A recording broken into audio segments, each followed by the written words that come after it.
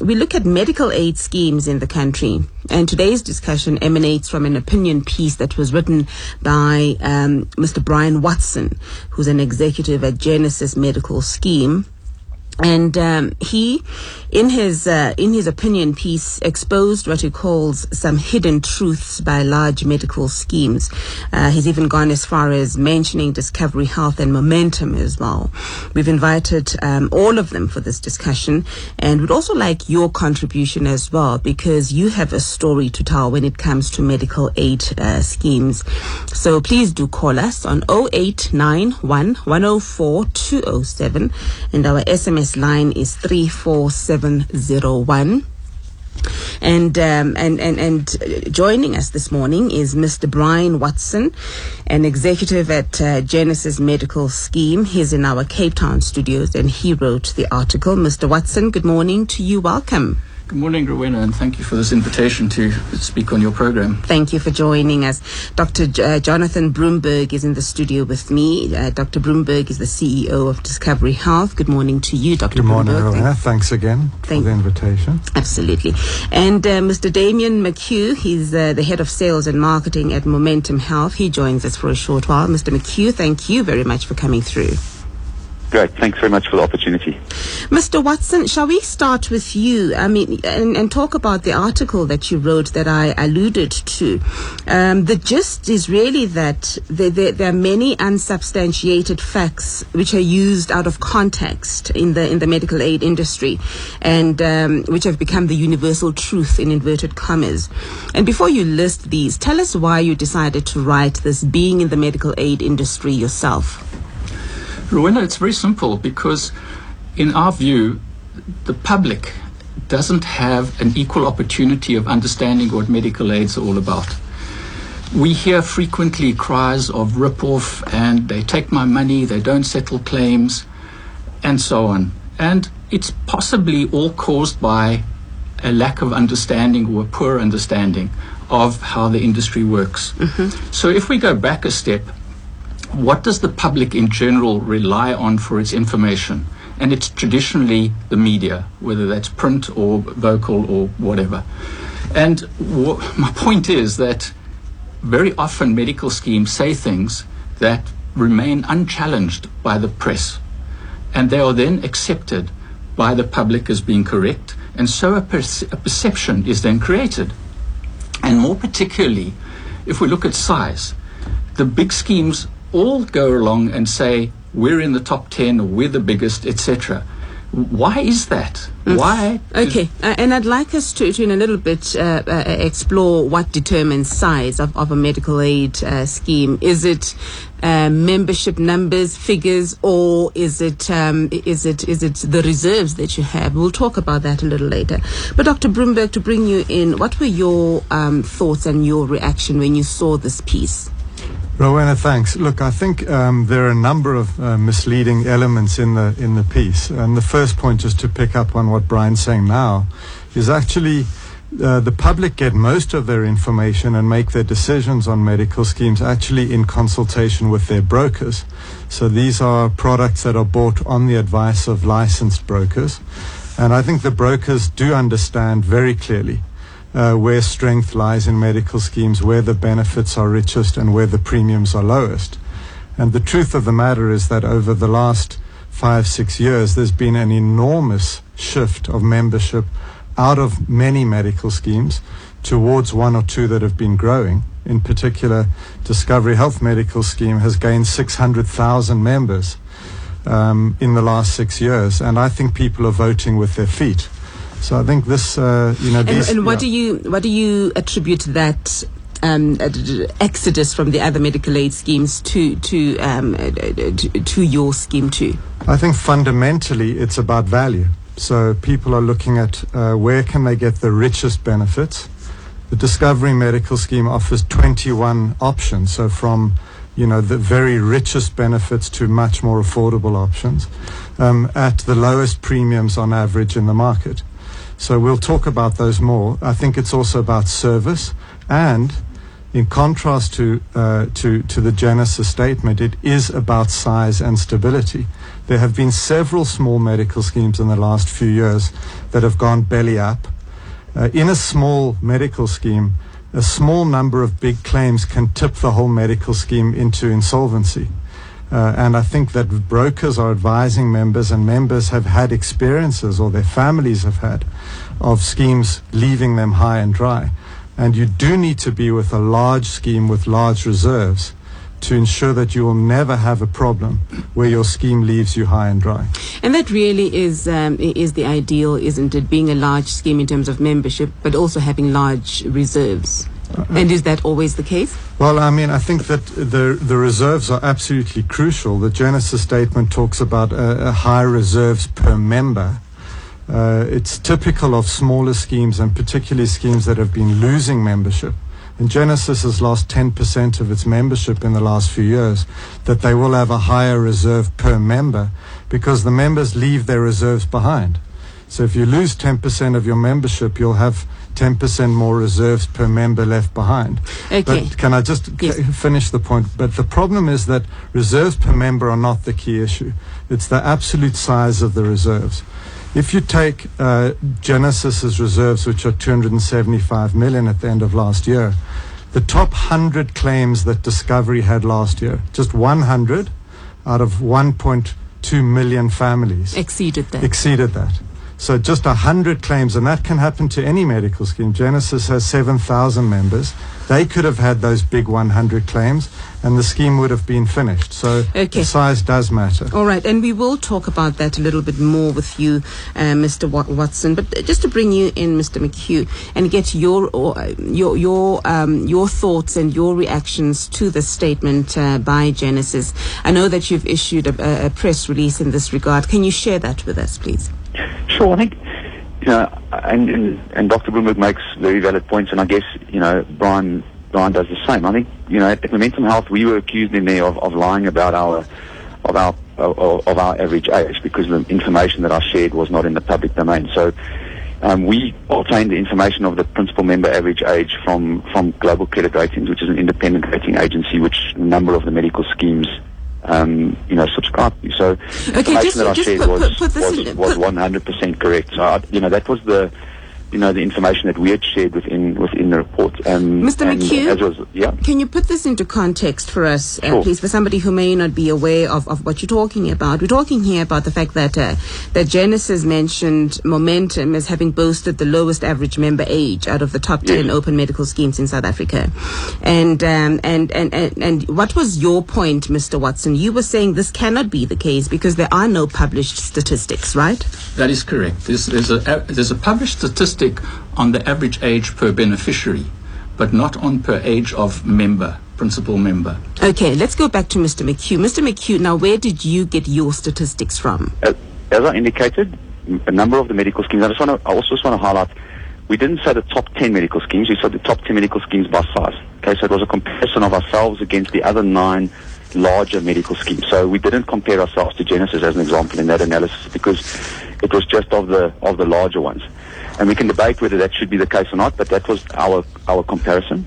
And we obtained our information from a credible report. It's called Global Credit Ratings. It's an independent rating agency that rates not just the financial stability of schemes. It looks at profile, because profile is important. The older you are, the more you'll tend to claim. So younger medical schemes that have a better profile will have lower claims ratios, which is true again in our in our experience. We have a claims ratio which is below 80% within the marketplace, which is one of the lowest, and it is the lowest of the larger 10 medical schemes within the country. So that's just really our point. Whether size matters or where it doesn't matter, I'm really not that fay and really want to get involved in a huge debate around that. For us, it was around, we were accused of using information that was wrong. It's not wrong. It's available in the public domain. People can pay for those reports and read about every single medical scheme that subscribes to that. We took that information and compared ourselves against that, and it's 100% factual. Okay, we're taking your calls as well. 0891 104 207 and SMS is on 34701. If you could tell us what your experiences with medical aid schemes are, we'll be taking those calls. Mr. Watson, a point that you were trying to demonstrate and which we spoke about is the fact that Genesis had over 34,000 in reserves per member to pay claims, and like Dr. Bloomberg was saying, that's because a lot of your members were leaving, so you do have the reserves, and when your members leave, they leave behind the reserves. Firstly, tell us why the exodus from Genesis, and as compared to the other schemes that have maintained an average of just over 9,000 rands in reserves per member. Why is the per member figure important? Rowena, firstly, if I may, I find it unfortunate that Jonathan has chosen to attack Genesis, especially using information that's not really up to date. In 2007, Genesis had lost some membership. There was a change of administrator and members lost, they jumped ship. Since then, we haven't lost membership. We've been steady. And if he'd done his homework, he would have found that. So it's unfortunate, as I say, he wants to use that as a basis. The fact is that Genesis is making a profit every year. And when Jonathan says that size and stability is crucial, we're saying we have no quarrel with that. It's the ability to pay claims that should be the measure of any medical scheme. So when Damien, with respect to him, we're not attacking Momentum. We're merely saying to them, why did you choose to say that I'm comparing myself to the top 10? Or the top-sized medical schemes? Why don't you compare yourself to the industry? Why are you sidelining a scheme which happens to be the fourth most solvent scheme in the country based on solvency level as measured by Regulation 29? Surely a member is concerned about the ability to pay claims. A medical scheme is nothing more than an administrator of money, in much the same way as a bank is. Depositors in a bank want to be assured that they can get their money out when they need it. And in the same way, a member of a medical scheme needs to know that if they submit a claim, it will be paid. The argument that brokers know everything, well, Jonathan, you don't want to go there. Please, you don't want to go there, with respect. Okay. Let's take some calls. 089110, and I'll allow you to respond. Dr. Martin Jan, good morning to you. Thank you for joining us. Yes, hi there. Hello, Dr. Jan. Morning to you. Welcome. Many thanks. Yeah, once again, morning to the panel. Morning, Johnny. We've spoken recently and had some dialogue recently. One or two of the claims that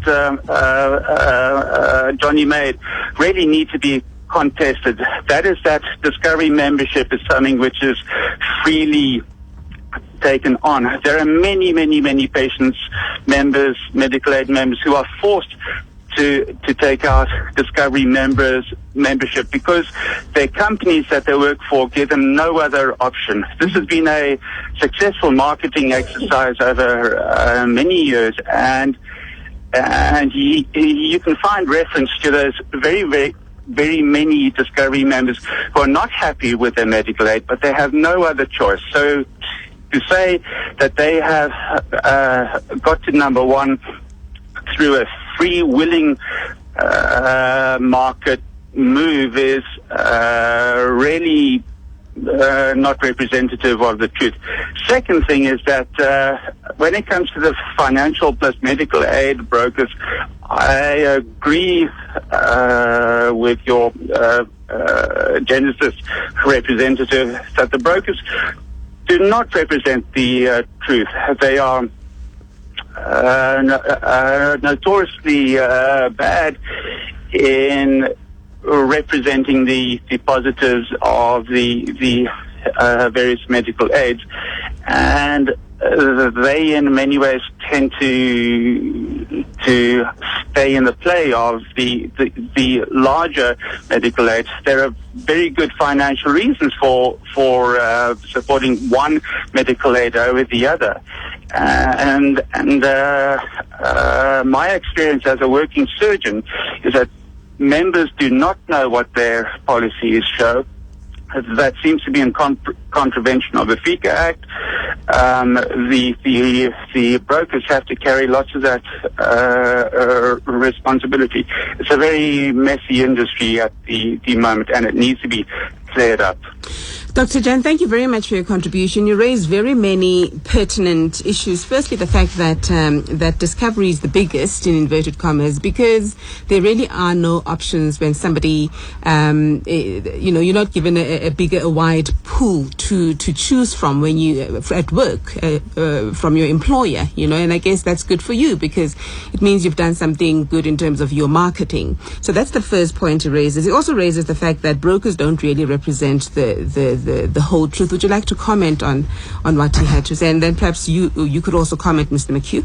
Sure, thanks very much. So I think firstly, Martin, your point about companies, bear in mind that employers on an annual basis review their choice of medical scheme. So the market is working, and I take strong exception to your and Brian's negative comments on brokers. There are thousands of brokers out there. These are legitimate, hard-working business people. They're accredited and monitored and regulated by the Council for Medical Schemes, and they offer good and honest advice. It is true that many medical scheme members are confused and don't understand medical scheme products, but I don't think we should blame that on brokers. So employers... Who should we be blaming it on? I think it's a complex product, and can I come back to that in a minute, just to finish the point. Employers are choosing their medical scheme. Some of them do switch. And I'll tell you something else that's interesting. We have large numbers of employers where they do offer a choice of 2, 3, 4, 5 medical schemes. And what we find is when that choice is offered, literally nobody, sometimes 5 or 10 people in a year move away from Discovery towards the competitors. And it's the same point I made earlier. This is about value. Discovery has the widest range of options, the richest benefits, and generally the lowest premiums. And our members know that, and the members of other medical schemes know that, which is why we add 1,000 new policies every day.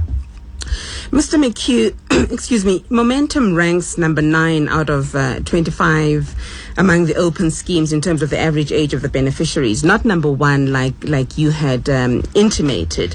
I'd like you to clarify that point for us, and also perhaps if you could give us your views on Dr. Jan's call. Yeah, I think firstly we must be clear that we're measuring two different things. When we say the average age of the principal member, and you indicate, and Brian's right, number 9 out of 25, the average age of the beneficiaries, are two different measures. So one looks at the whole family, and you divide, if let's say, for example, I was a 32-year-old single mom, and I had a 2-year-old child. The average age of the beneficiary is 32 plus 2, which is 34, and half of that is 17. So that's the average age of the beneficiary. The average age of the principal member would be 32. So those are the two different measures. We use the average age of the principal member, and it has been the industry norm for 10 years. In the last few years, as the information has been less, if you like, public, and the Council of Medical Schemes publishes the beneficiary age, the industries tend towards more of the beneficiary age. So when one looks at each one of those two measures, and neither of them are better than the other, I think there's issues with the beneficiary age as much as there's issues with the principal member age. You could be a 61-year-old and have a 2-year-old grandson that you're looking after, and it's on the medical aid, and your average age is 32. Now, is that better risk than someone who's a 32-year-old? So there are issues with using both measures, and I understand, the vice versa to using the principal member average age. Mr. Watson, principal member average age, and we're quite comfortable with that measure. So I think what we stated was not a lie or anything like that. So quite comfortable, 100% right. As a beneficiary age, we rank number 9. At principal member average age, out of the larger schemes, we rank number 1. There might be smaller schemes in the market who have a lower principal member average age than ours. Mr. Watson, what's your contention with that? My contention is this very simply, is that the so-called bigger schemes are eliminating any reference to the so-called smaller schemes. And I find that unfair. There are 26 or so open medical schemes in the market. Why not compare yourself to all of them? Now, the Medical Schemes Act, for better or worse, determines that every scheme must hold a solvency reserve of 25% of its gross annual contributions. And a number of the so-called big schemes are in breach of the law. Now, whether you think the law is correct or not, it is the law. And I'm interested to know by what right they have to disregard the law and carry on pontificating themselves as being holier than thou. I don't think it's right. So my issue with Momentum, it was purely for illustration purposes. We have no gripe with Damien or his medical scheme. It's just to say that why did you limit your comparison to the top 10 schemes? And why does everybody accept that number of members is the yardstick by which schemes should be measured? I reiterate, in my view, it is the ability to pay claims, because the members of Renaissance Medical Scheme, Humanity Medical Scheme, Omni Health Medical Scheme, will be very, very interested to know why their claims weren't paid when those schemes went into liquidation. Okay, all right, Mr. McHugh, we will let you go now, but before we do, we'll allow you 30 seconds, just for your final words. Yeah, I think, as you've rightly indicated, the market is one which is a complicated one, and it is about value. Members need to have value. Momentum Health also offers its members great value, and I think Brian's scheme does the same. It's about creating value for a customer and which markets you operate in. So yes, I think Dr. Bloomberg's business has done very, very well over the years, but that doesn't necessarily mean that in every context for every single member it will be the best value for money, and that's the same for Momentum Health. We believe we offer our customers really good value. We have some outstanding benefit changes within this year. We haven't increased any of our co-payments across any of our options this year.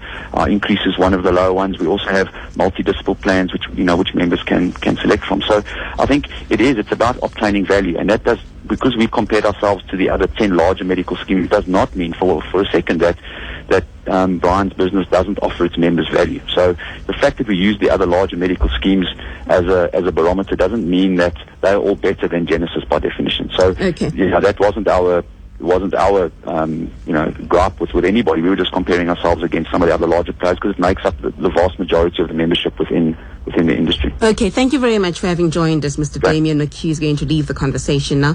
Mr. McHugh is the head of sales and marketing at Momentum Health. We continue our conversation about the complexities involved in medical aid schemes. Our guest is Mr. Brian Watson, an executive at Genesis Medical Scheme, and Dr. Jonathan Bloomberg, the CEO of Discovery Health, and we're taking your calls as well. Bohoshi, thank you for holding and welcome. Hi, Bohoshi. Oh, hi. Sorry about that. I didn't hear that. Dumela ngwanaka. I've got a problem with medical schemes. If you look at them, just they're cushioned by their investment income.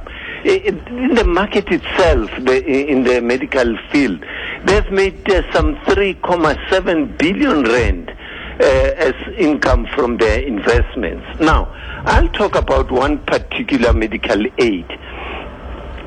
They increase, the trend is that they increase their subs by more than inflation rate. For instance, my medical aid, inflation is at the end of 2012 was 6.5 or 6%. They increased our subs by 7%.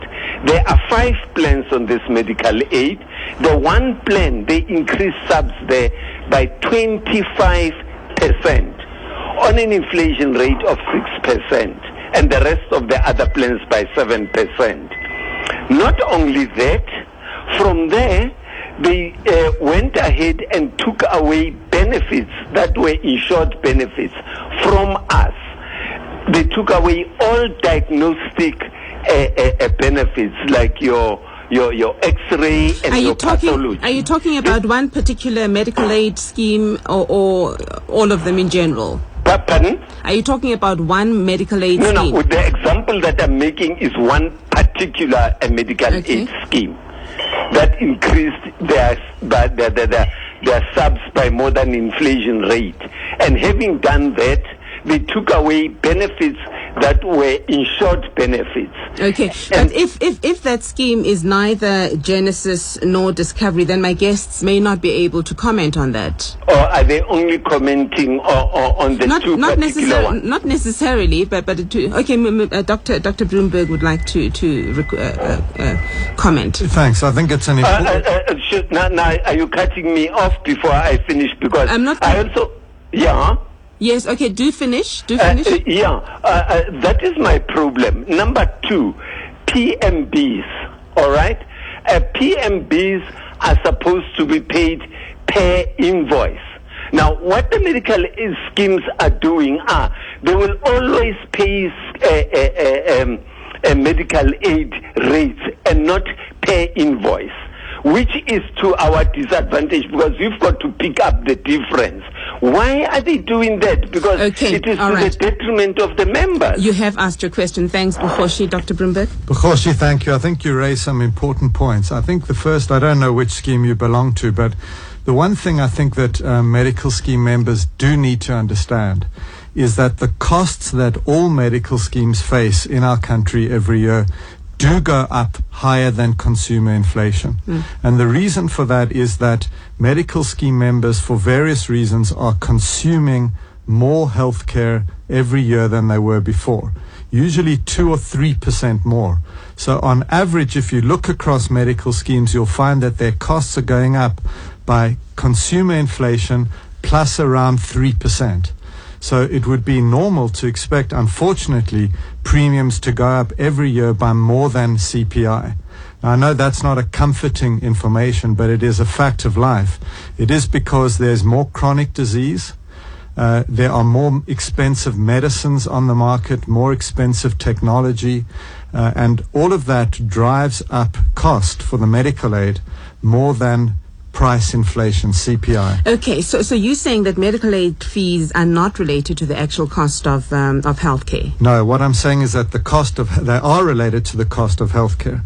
Medical aids have to break even every year. They must collect premiums enough to pay their claims every year. And what I am saying is that every year the medical aid schemes find that the cost of healthcare rises a bit faster than general price inflation. And that's why the members out there, all of us, do find that every year a little bit more goes out of our household income on medical aid than it did before, and a bit more than our wages go up. And the reason is that the cost of healthcare does go up faster than general inflation. Okay, let's talk to Sig in Randburg. Welcome, Sig.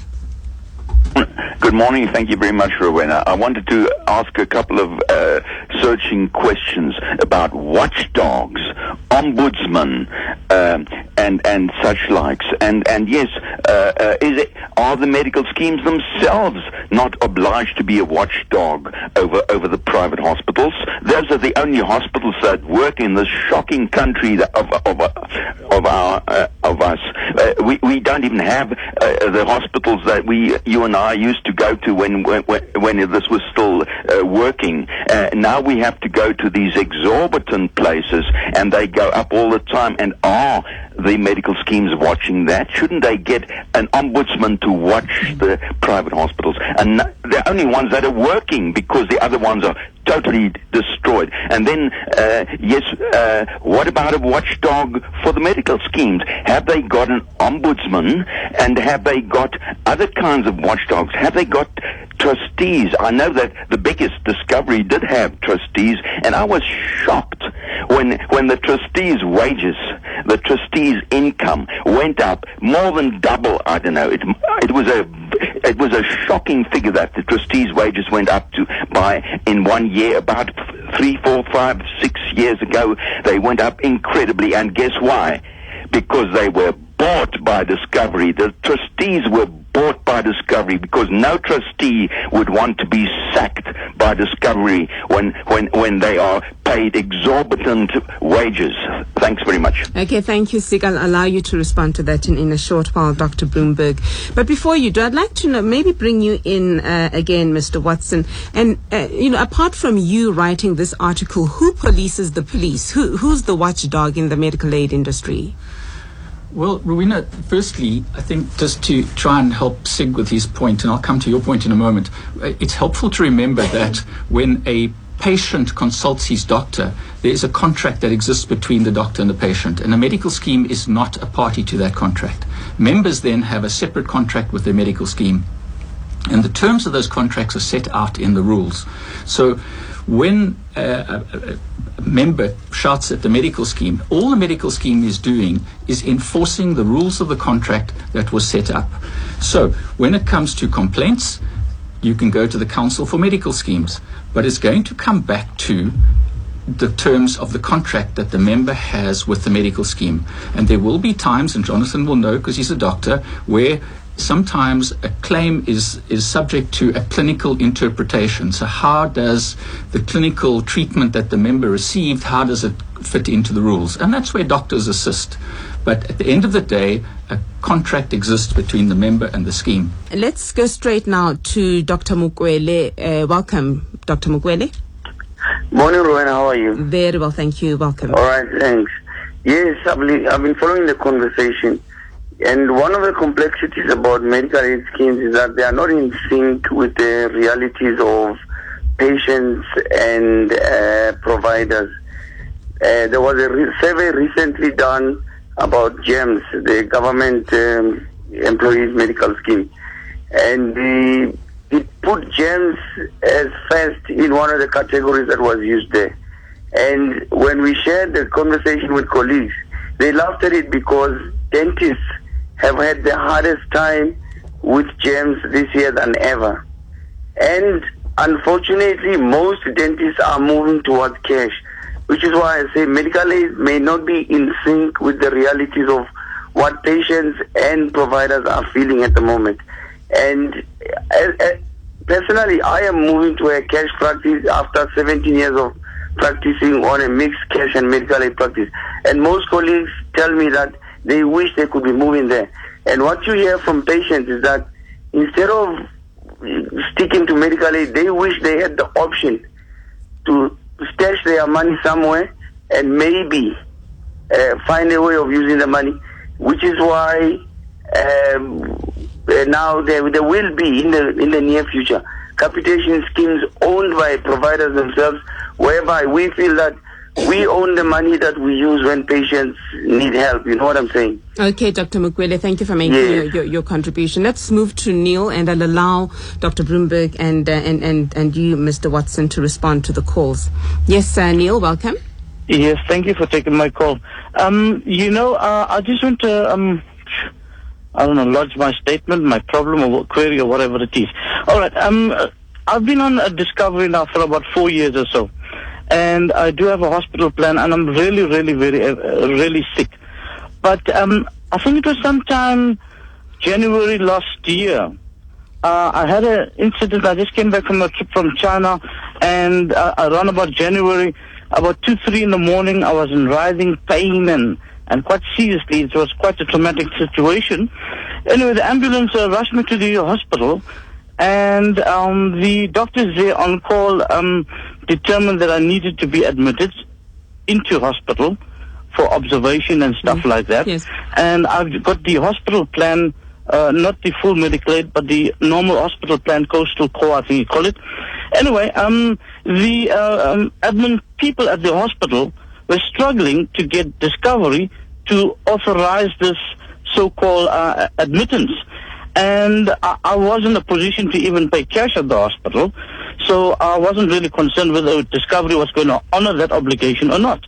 So anyway, over an hour and a half, and I can barely talk, eventually I had to get the hospital to put me on a wheelchair, get me to the admin people, get on the phone with Discovery, with the people they were communicating on the other side of the phone.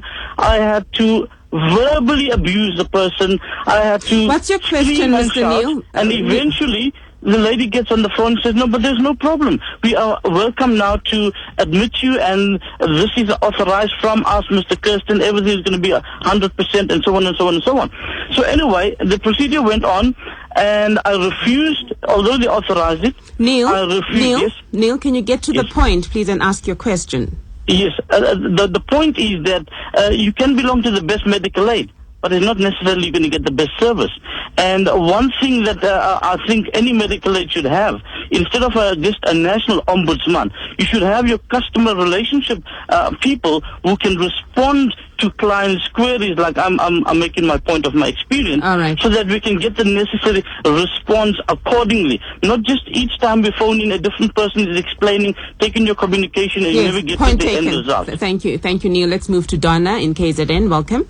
Hi, good morning, Rowena. Thank you for a lovely program. In fact, it's very, very good timing. I have been searching for medical aid. I've been here for a brief time, but I've been sort of looking around, and I just couldn't find anything that's appropriate. Everything was just like a maze. I did call Discovery, in fact, and I needed to speak to somebody directly, but I was directed to a broker, and I thought, I'm not buying real estate. Why do I need a broker? You know, it was quite confusing, and eventually I had somebody who had to send me via email the long list. It was like a maze. I am in a healthcare worker. I couldn't even make anything out of it. It was just quite confusing. In fact, I'm really, really glad to hear Mr. Watson talking about really the basic stuff of medical aid. You're supposed to go in and somewhere probably where you're able to talk to somebody or, directly answer your questions. Absolutely, it's very important. And right at the beginning, Mr. Watson, you mentioned that a lot of members don't really know how the medical aid industry works. Before we get to that, I'd like you to respond, Dr. Bloomberg, to the many calls that have come through, SIG saying that your trustees were bought by Discovery, and also Dr. Mukwele saying that medical aid schemes are not really in sync with the reality of members, and Neil making his point as well that there is not much service when it comes to servicing your clients, and Donna's call just a short while ago. Sure, let me try and take them all one by one. I think SIG's point on the trustees is grossly inaccurate. So it's important for your listeners to understand that the trustees of a medical scheme are elected by the members. They're not paid by Discovery Health. They are paid by the medical scheme, which is owned by the members. Discovery's trustees, there are 7 of them, are highly skilled, independent professionals. They're lawyers, doctors, and business people. They give up valuable time. They have huge responsibility. They care for a scheme with, assets of 9.5 billion rand and a huge responsibility. And for that, they are paid a market-related fee similar to the non-executive directors of a company. So SIG's comments are completely inaccurate. On Mr. Kirsten's points, look, Discovery Health takes 97,000 calls a day from our members. We authorize 50,000 hospital admissions every month. The vast majority of them are authorized immediately on the call.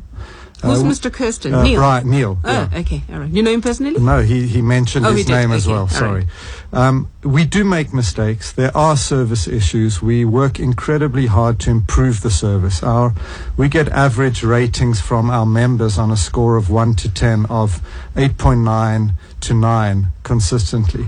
So we do try and improve our service all the time. I should also point out to Neil that in any medical emergency, such as you were experiencing, a hospital is obliged by law to admit you regardless of whether there's an authorization or not, and they can get the authorization afterwards. So yes, that's also important for listeners to understand.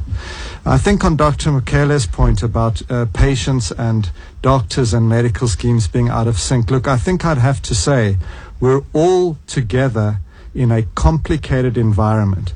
And one of the ironies, I think, of the Genesis statement and of how this all started is that all of us in the private healthcare system seem to spend most of our energy pointing fingers at each other, criticizing each other, accusing each other of this and that. Actually, what we really need is statesman-like leadership working together, because all of us are facing very difficult, challenging problems, and our customers are confused and unhappy. very often, and there are many good reasons and difficult reasons for that, but it needs leadership and collaboration, not finger pointing and accusations. That just plays into the hands of those who feel that private healthcare doesn't have a legitimate place in our country, whereas our belief is that our private healthcare system is a precious national asset, without which our economy would be in serious difficulty. Excuse me, Mr. Watson, talk about that possible collaboration with other medical aid schemes. Do you foresee that happening? I absolutely agree 100% with what Jonathan says. It is perfectly what should happen. Unfortunately, the representative body that used to, well, it does exist, the Board of Healthcare Funders, has not fulfilled that role, I think, to the extent that it should have. But Jonathan, if I may, and I agree with what you're saying, that we shouldn't point fingers, and I'm aggrieved that you think we've pointed fingers at you. But if I may just ask you this, why was it necessary to say that your increase is the lowest in the industry? Because your 8.9% is 8.9% of what? It is only 8.9% increase on average for the members of Discovery. It means nothing to me because I'm not a member of yours. That means that your contribution increase could be between 0 and 18%. And what does that mean in rands? So why do you have to say we're lower than everybody else? It's a meaningless figure. And I'm going to make a statement that nobody can compare a medical scheme to another based on contributions alone. It's an absolutely meaningless exercise because every medical scheme has different benefits and a different benefit design. And when Jonathan earlier says, well, you see, Genesis has just got to have 1 or 2 big claims and it's gone. Well, sir, with great respect, it all depends on the benefit design. It's not appropriate for you to just attack us like this, and you know better. It's about benefit design. So medical schemes can't be compared on contribution alone. So I'll ask you, when you talk about pointing fingers, why did you have to say you're the lowest increase? And then you perpetuate it this morning by repeating it. You can say to our members, our increase is an average 8.9% for the year. That's fantastic. And anybody who's a Discovery can try and make sense of that. Brian, I agree that the true measure of medical schemes is the value that members get. It is also the size and stability, as I've said. Benefit design is part of it, but any medical scheme of your size could have 100 claims like Discovery got last year, which would wipe out the reserve. So any financial expert, any regulator, anyone who understands financial services knows that a larger size scheme in an insurance environment is far safer than a smaller one. On your point about the lowest increases, look, the fact of the matter is that in most of our efforts in talking to the brokers and to our members are focused on our key competitors. Those are the 10 largest open schemes.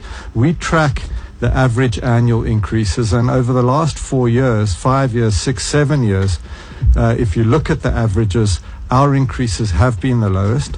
What actually matters, though, as you rightly say, is value, which is wide plan choice, good benefits for your family's needs, and premiums. And of course there's competition. That's good for customers. We welcome competition from you and from Momentum and from everybody else.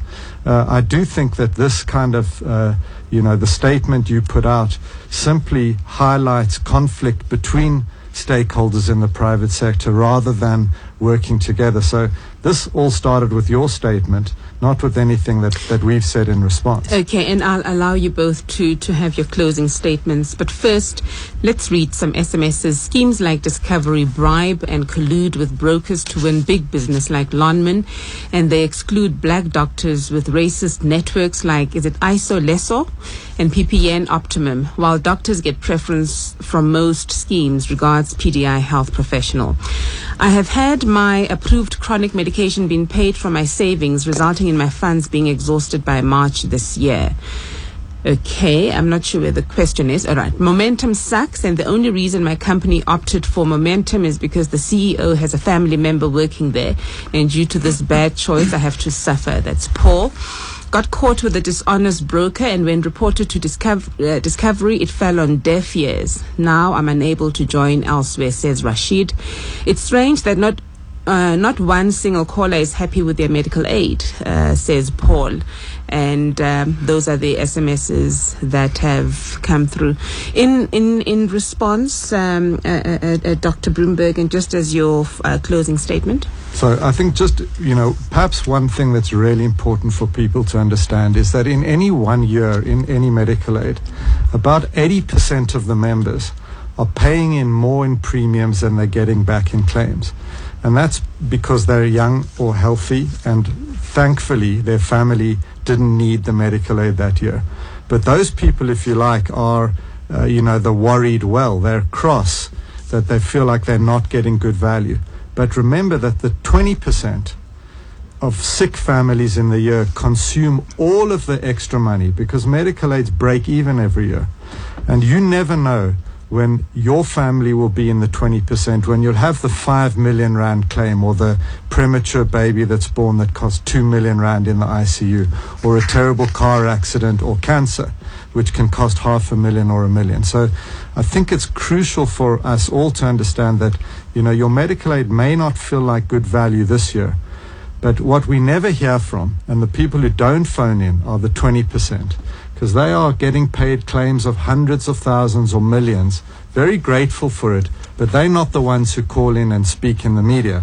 And I think it is important to understand that medical aid is a lifetime contract, and it's there when you truly need it for the very big things. Thanks, Dr. Bloomberg. And Mr. Watson, your closing statements? Thank you. Jonathan, it's unfortunate that you persist in your assertion that because we're small and if we have a few big claims, Genesis will be wiped out. I absolutely refute that, and it's unfortunate because you have such big claims because you have more members. So exponentially, you've got as much chance of getting wiped out.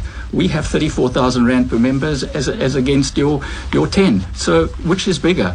As far as the brokers are concerned, it's also unfortunate that you didn't mention to the public that brokers' commission is based on contributions. The higher the contributions, the higher the commission. So a scheme like Genesis, which keeps its contributions lower, it's not favored by the brokers because they get a lower commission, and brokers are running a business. So unfortunately, Dr. Bloomberg had wanted to respond to that, but we have run out of time. Thank you to both of you, Dr. Jonathan Bloomberg, CEO of Discovery Health, and Mr. Brian Watson, Executive at Genesis Medical Scheme, talking about the complexities in the medical aid scheme world.